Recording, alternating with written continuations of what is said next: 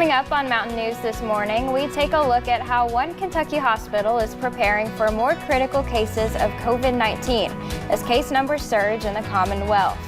And we go to Leslie County, where one basketball player is moving his focus from the court to helping people in the community.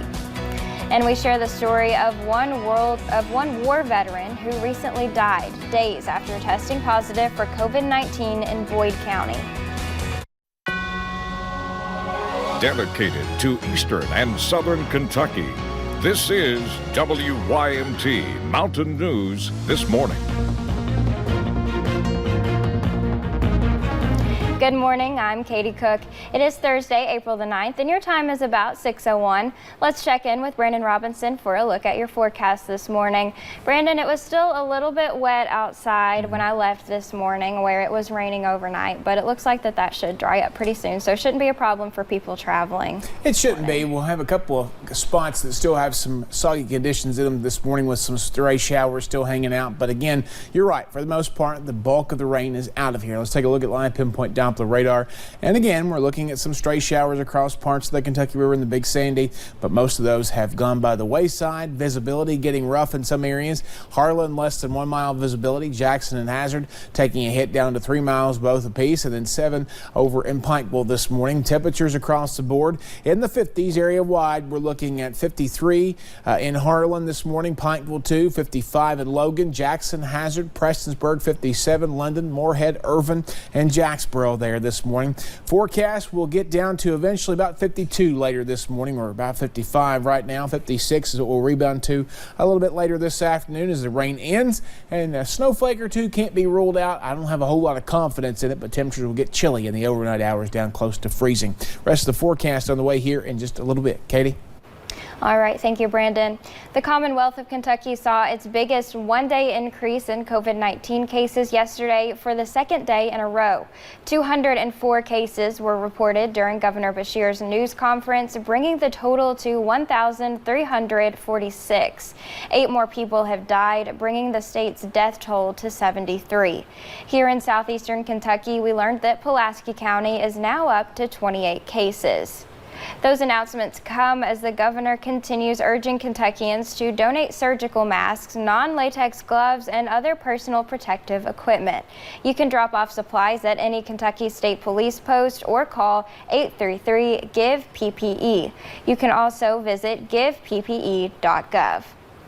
The governor also announced numerous cases across the WYMT coverage area last night, the most in Pulaski County at 11 new cases. The total now in Pulaski again is 28. 10 people there have recovered. As of last night, roughly 90 of Kentucky's 120 counties have confirmed cases. And during last night's news conference, we also learned that Kentuckians who successfully filed for unemployment will soon receive their temporary increase of $600 per week. Some people may see that money as soon as tonight. It will be made in a separate payment from other unemployment benefits. Kentuckians receiving unemployment do not need to do anything to receive this payment. Now you can find all these details on WYMT.com. Just search for unemployment. Just 2 months ago, 4 new local restaurants opened in Perry County. 1 month later, dining rooms were shut down and mandates were handed down from the governor. Tommy Poole talked to 2 of those new businesses yesterday to see how they are surviving during this pandemic. In February, Prime 606 and North Main Diner opened for business. Business boomed. We took off at a very fast pace. You couldn't get in the place. Covered up and run out of food, so it's been a problem to have. More much than hold in the freezer. About a month later, the coronavirus changed that. The typical restaurant industry, from my understanding, is about an average of 70% off. And you know, it's hard to make ends meet and pay bills when you're down 70%. It's a challenge for any business, but even more so for ones just starting out. Expenses, overhead don't go away. So we just try to stay open and keep what few workers that we got. We try to keep them to where they can make a little money. Prime 606 and North Main Diner are still open through curbside pickup, trying to stay afloat. The community and the local politicians, everybody has really stepped up and stay busy enough to keep people on payroll. While the numbers dropped, restaurants aren't expecting to go anywhere. It's a learning thing. Nobody's ever done this, so we're having to just listen to the governor and the health officials and do what they tell us to do to try to get it as safe as possible. Because that is everyone's main goal. Everybody just stay safe and let's be patient and try to get through this. So the businesses can serve the people and place they love home.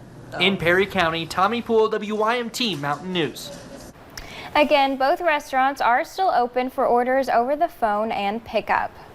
A Central Kentucky hospital that serves multiple surrounding counties has an ICU ready for more than 12 critical cases of COVID-19. So far, no one has been admitted to the Ephraim McDowell Regional Medical Center with serious symptoms, but they have converted an infusion clinic into a 22-bed ICU. Officials with the hospital say the ICU could be ready within weeks. Something that we haven't dealt with before. However, we've done as much as humanly possible to be ready for it. In addition to the measures already taken, officials tell us the Kentucky School for the Deaf has offered the use of its gymnasium, and the National Guard can assist with additional beds if needed. Yesterday, the Hazard Perry County Tourism Board donated $4,000 to Hazard Appalachian Regional Hospital. The money will be used to help the facility buy needed masks for frontline healthcare workers. And COVID-19 has pretty much stopped sports altogether, but there is one person in Leslie County that took his talents from the basketball court to a 3D printer. WYMT's Camille Gear has more.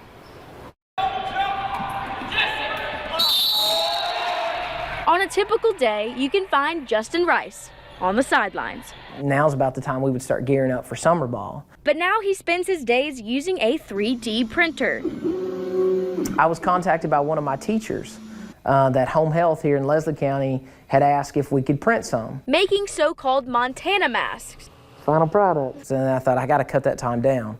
So then we've got it down now to about 2 hours and 55 minutes per mask. Not only doing his part to help the community, but also those who could come into contact with COVID-19 every second at work. You know, our first run we said that we would help Home Health with was 20. And then, we contacted Hyden Health and Rehab and said, we're going to try to get you 20 of these by the end of the week. The kindness doesn't go unnoticed. We were absolutely thrilled to see that our community members was willing to step up and help our frontline healthcare workers. Hopefully teaching his students. That's a big thing for me, is just, trying to show my kids and even our players that, I think Coach Cal says it a lot, servant leaders, and that's what we're trying to be. And his players a valuable lesson along the way. In Leslie County, Camille Gear, WYMT Mountain News. Rice encourages all schools and colleges with 3D printers to pitch in during this hard time. It's easy to get caught up in the numbers when we talk about COVID-19. Now we're learning about one of those people who lost their life to this virus, 96-year-old William Miranda Jr. from Boyd County. William served and was injured in World War II. His family says he was on Omaha Beach on D-Day and was later awarded 2 Bronze Stars. William died this past weekend, days after testing positive for COVID-19. His son called his father a hero and is urging people to take this seriously. I could not go be with him the last few minutes of his life, because of the isolation that he was in. This is very, very dangerous, and people need to start taking it serious. Now Richard looks through photos and holds on to memories that coronavirus can't take away, and hopes his family's story gets others to stay home.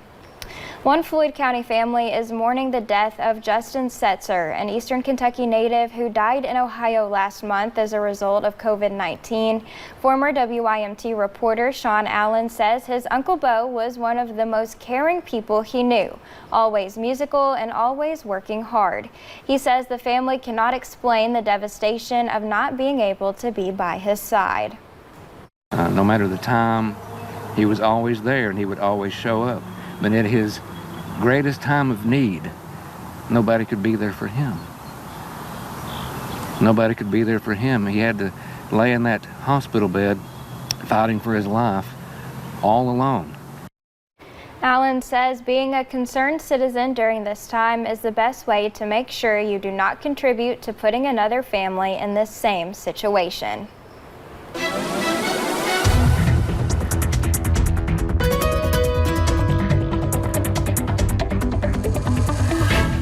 Still a few spotty showers across parts of the region this morning, but nothing like we had in the overnight hours, and things will continue to dry out later today. Let's take a look at live pinpoint Doppler radar, and you see those showers moving out of parts of Knott County, going into Pike County and southern Floyd County, and really down toward Knox and Bell counties. That's the only rain we have left outside WYMT this morning. Still fairly quiet, drying out here in Hazard after a very active overnight. Temperatures in the 50s area-wide right now. They'll continue to drop for a little bit. Temperature change anywhere from 4 to 12 degrees colder today right now than it was this time 24 hours ago. Big cool down will continue as we head toward Good Friday and Easter weekend. Sunshine will return at times the next couple of days, and then a soggy Easter Sunday on the way as we head toward the end of the weekend. Katie? All right, thanks for joining us on Mountain News this morning. More news is on the way next. Coming up, we'll show you how even with help from the recently passed coronavirus relief stimulus package, many small business owners are still struggling.